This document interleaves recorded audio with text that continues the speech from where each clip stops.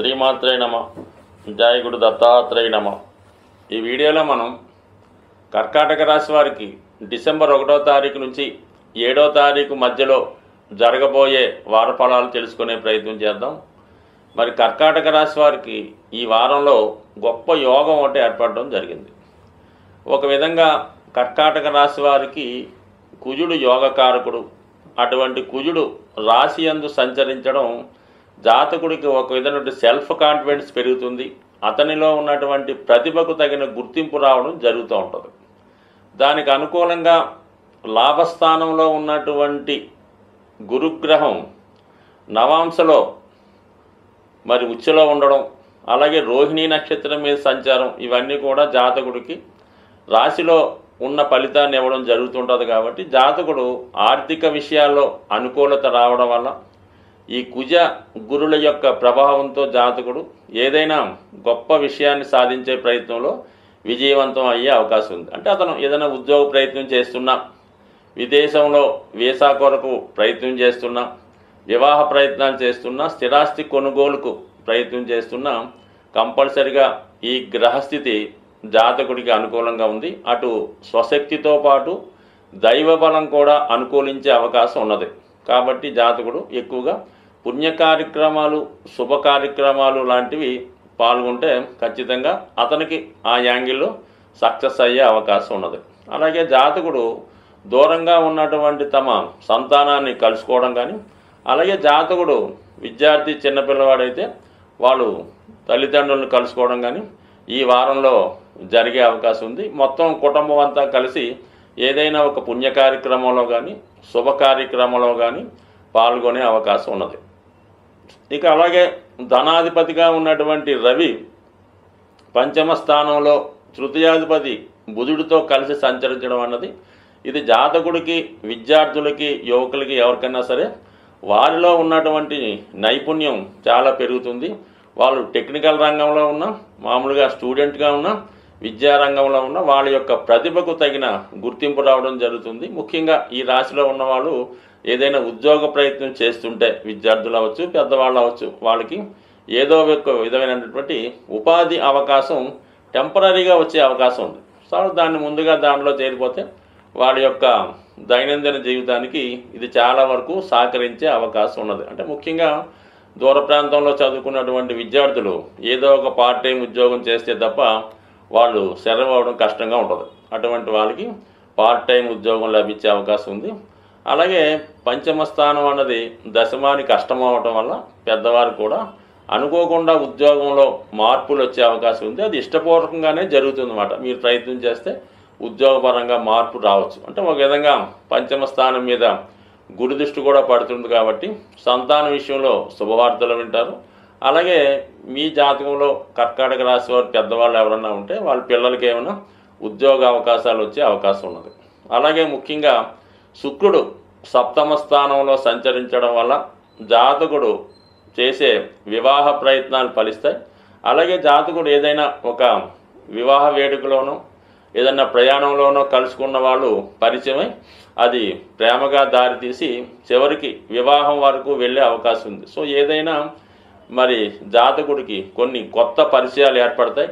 ఆ పరిచయం ద్వారా వివాహం కలిగే అవకాశం ఉంటుంది మాట. ఎందుకంటే వాళ్ళు ఏదైనా పెళ్లి సంబంధం కలుపుకోవడం కానీ, పరస్పరం ఇష్టపడడం కానీ, ఏదైనా ప్రయాణంలో పరిచయం వారు మీకు వాళ్ళ యొక్క బంధువుల అమ్మాయి ద్వారా కానీ మొత్తం మీద మీ యొక్క వివాహానికి మీ ప్రయాణం ఏదో విధంగా కారణం అవుతుంటుంది. అలాగే ఏదైనా శుభకార్యంలో మీరు ఎవరన్నా కలుసుకోవడం, అది ప్రేమగా మారడం, అది వివాహం దాకా వెళ్ళే అవకాశం చాలా విషయాల్లో మనకి కనబడుతూ ఉంది. బట్ అయితే ఈ రాశిలో ఉన్నటువంటి స్త్రీలు ముఖ్యంగా ఏదైనా శుభకార్యం పైన కానీ, ఏదైనా ప్రయాణం చేస్తున్నప్పుడు, ఒంటరిగా బయటికి వెళ్తున్నప్పుడు కొంతవరకు జాగ్రత్త వహించండి.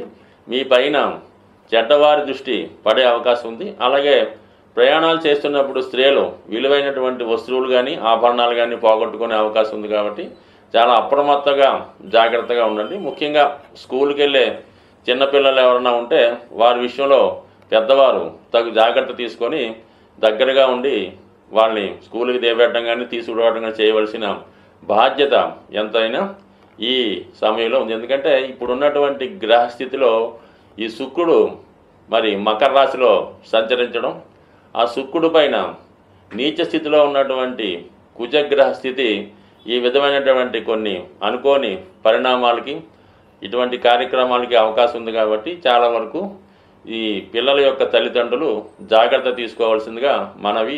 ఈ వారంలో మరి సుబ్రహ్మణ్య షష్ఠి రాబోతుంది. డిసెంబరు 7వ తారీఖున సుబ్రహ్మణ్య షష్ఠి, అలాగే 6వ తారీఖున నాగపంచమి రావడం జరుగుతూ ఉంటుంది. ఈ రెండు కూడా ఎవరి జన్మ జాతకంలో సర్పదోషం లాంటిది ఉంటుందో వాళ్ళు దాని పరిహార నిమిత్తం ఈ 2 రోజులు కూడా విధి విధానంగా సుబ్రహ్మణ్య స్వామిని ఆరాధించడం వల్ల వారి జాతకంలో ఉన్నటువంటి సర్పదోషం పరిహారం అయ్యే అవకాశం ఉన్నది. అంటే అసలు సర్పదోషం ఏ విధంగా ఉంటుంది, దానివల్ల ఏ విధమైనటువంటి ఫలితం వస్తుంది అని గమనిస్తే, జాతకంలో కేంద్రాల్లో పాపగ్రహాలున్నా, పంచమ స్థానంలో కుజుడు, శని, రాహు, కేతువు లాంటి గ్రహాలున్నా, వృశ్చిక రాశిలో ఇటువంటి పాపగ్రహాలున్నా, అలాగే శుభగ్రహాలైనటువంటి గురువు, శుక్రుడు, రాహుకేతువులతో కలిసిన ఈ విధమైనటువంటి సర్పదోషం అన్నది ఏర్పడడం జరుగుతూ ఉంటుంది. అలాగే కుజుడు బలహీనపడి ఉన్న, నీచ స్థితిలో ఉన్న, రాహుతో కలిసినా కూడా అంటే ఏదో విధంగా అంటే ప్రతి జాతకంలో కుజదోషం ఉన్నట్టు ప్రతి జాతకంలో కూడా ఏదో ఒక సర్పదోషం అన్నది కనబడడం జరుగుతూ ఉంటుంది. అంటే ఈ సర్పదోషం ఎందుకు ఏర్పడుతుందంటే తెలుసో తెలియకో సర్పాలకి ఇబ్బంది కలగడం వలన ఈ దోషం రావడం జరుగుతుంది. ఇది 7 తరాలుగా జాతకుడిని బాధించే అవకాశం ఉంది. అంటే మీ పూర్వీకులు 7 తరాలుగా అటు ఇటు వాళ్ళు ఏ దోషం చేసినా అది కుటుంబంలో అందరికీ రావాలనే ఏం లేదు, ఎవరో ఒకరికి రావచ్చు.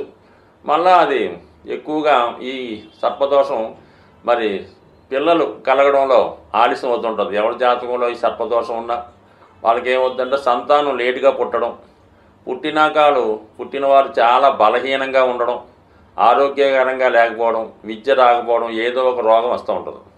అలాగే ఏంటంటే జాతకుడు చెడు వ్యసనాలకి లోనవుతూ ఉంటాడు. తల్లిదండ్రులను హింసించడం, ఇంట్లో డబ్బులు పట్టిపోయి ఖర్చు పెట్టడం, తాగుడు లాంటి కార్యక్రమాలు చేపట్టడం, పగలంతా నిద్రపోయి రాత్రులంతా మేల్కొని వివిధ ప్రాంతాల్లో సంచరించడం, ఇవన్నీ కూడా జాతకుడి యొక్క సర్పదోషానికి కారణమవుతూ ఉంటాయి.